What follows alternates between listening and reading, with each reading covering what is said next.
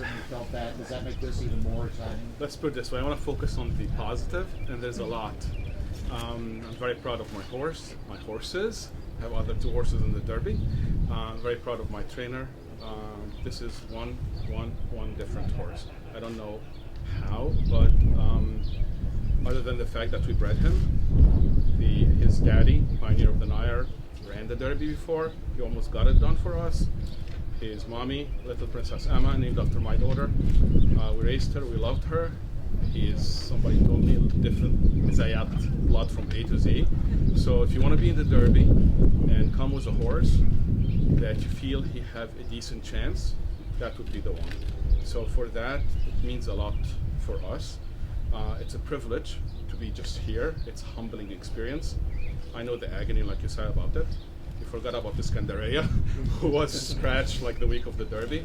So it's peaks and valleys, but we're very blessed, honored, but we know the game changes every second, and every time he calls me, my heart sinks for 30 seconds because, and he calls me like 10 times a day. So, text him that much? Yeah, we text him. We're not. He's not just a trainer. He's I'm glad he likes me and sent me this horse. I'm so close so many times, you know. Like I've had that feeling to win the Derby for like a half a second and it's taken away a second later. So you know, I've been dying to win a race like this, and just to get here, be fortunate to make it back with a horse like American Pharaoh and El Kabir and Mr. Z. And just, it's his dream come true right now. So you know, we're just hoping everything goes well. He felt the post position draws and be on pins and needles until Saturday. But I can tell you something. Justin, for a month after the Derby, would not watch TV.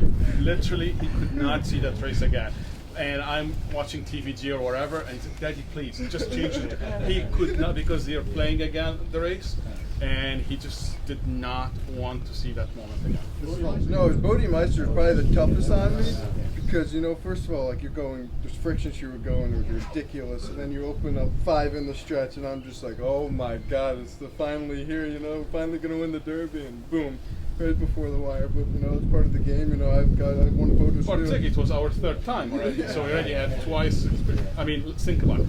The first horse who beat us, Mind That Bird, was 50-1. Even the caller of the race didn't see him. Okay, and he never won a race after that. Then you find an Nehru's race. First time ever, dirt horse comes and got us. So I mean, but I can tell you that my toughest beat was not in the Derby. My toughest beat was Painter being beat after going 1.5 miles on the lead, his 4th start ever in the class of the Belmont State. That was tougher for me than the Derby because only he's very young, only 4 races, and you go 1.5 miles, all your way, 1.5 miles. That's a test of him going on the lead, and lo and behold, the rail open and somebody come and slip. That was probably the toughest. The second toughest would be the Preakness, Bodemeister, and I will have another coming again because I thought we had it more than even the Derby. So the first we ever had an inclination that we might have a decent horse is Vinery Frances, a woman called Frances, called us really excited. She said, "We have so many foals here. I just saw something that is probably the best foal I've ever seen." I mean, loved. I mean, like, it was totally, yes. She was like spot on. Then when he went after that to TaylorMade, and TaylorMade is a big farm, as you all know, and has a tremendous amount of foals. I think maybe at least 200. And they called us and said this is probably one of the best they have on the farm. Who filled out the paperwork for the jockey club? The Pharaoh's special. Okay, so let's no, hold on. First of all, the name was not picked by us. We tried to be proactive with fans. So on our website, we allow them to actually come and submit names that they like, their friends, their relatives, special ones, and name any of our newborn babies. So actually that name was picked by a woman called Marsha. Yeah. I forgot her last name. And we invited her actually to be with us watching the revel, and she came and she wasn't doing her circle with us. But it was picked by her.